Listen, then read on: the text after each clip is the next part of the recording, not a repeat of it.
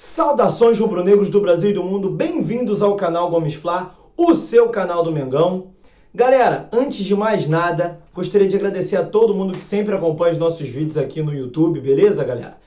E hoje a gente vai falar sobre a classificação do Flamengo na Libertadores.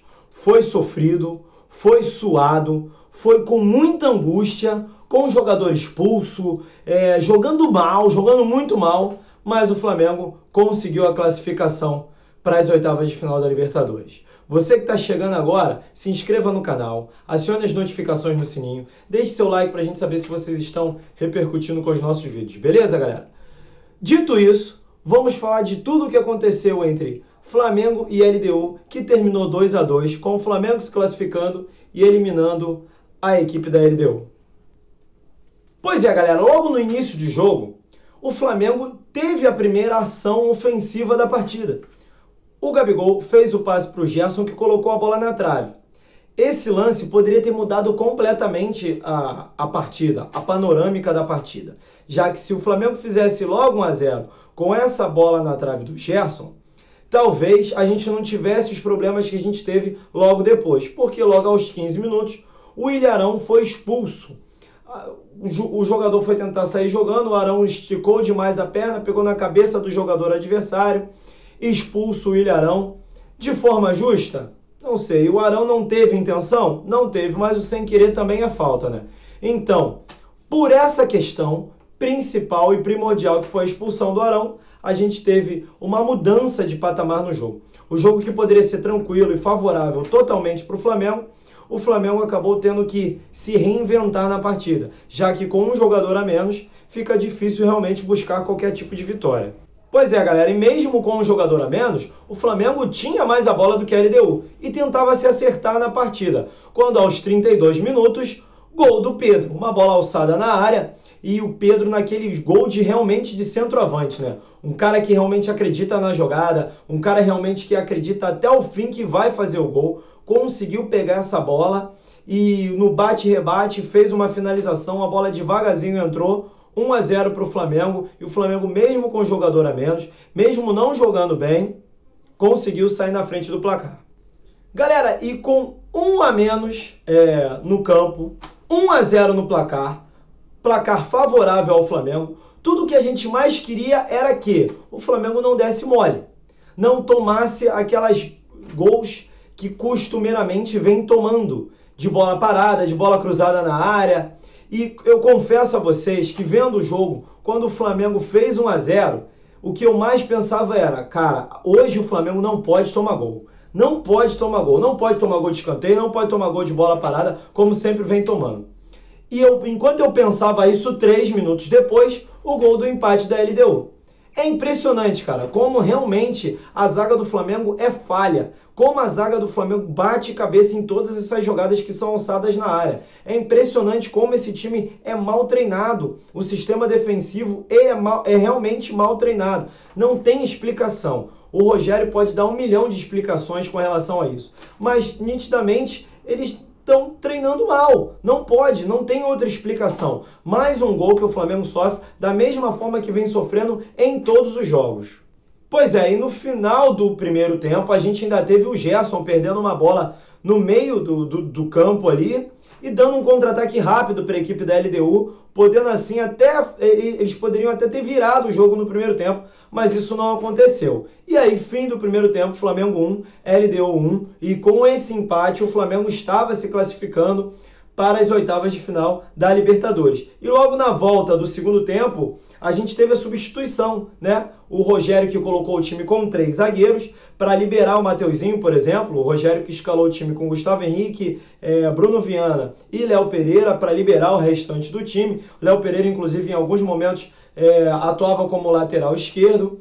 Para mim também uma escalação errônea do Rogério, já que ele não pode escalar o time de forma em que ele esteja fazendo experiências numa Libertadores, já que ele não tinha escalado o time de nenhuma vez, né, desse jeito, e fazer esse tipo de teste na Libertadores é muito complicado.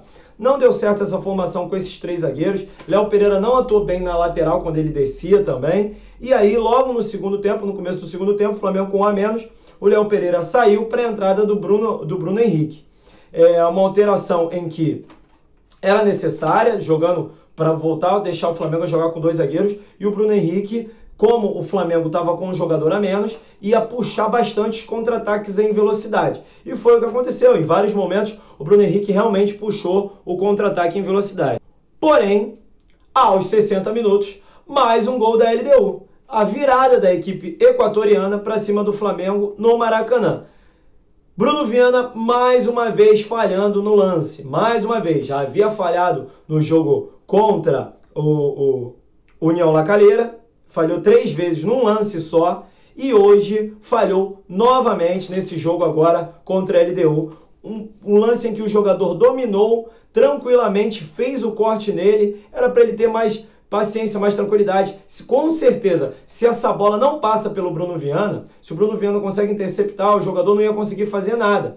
Então, tenho certeza que foi mais uma falha do Bruno Viana, que tem cometido falhas excessivas, principalmente na Libertadores, e a LDU chegava ao seu segundo gol, em que colocava novamente a equipe equatoriana com chances de classificação na Libertadores e fazia com que o Flamengo tivesse que remar contra a maré e jogar no último jogo contra o Vélez, dependendo de um resultado para poder se classificar. Ou seja, dramática a situação do Flamengo com 1 a menos, perdendo o jogo por 2 a 1 e o adversário fazendo cera o tempo inteiro, se jogando. Os jogadores da LDU se jogavam o tempo inteiro, esperando o fim do jogo, justamente porque o placar era favorável.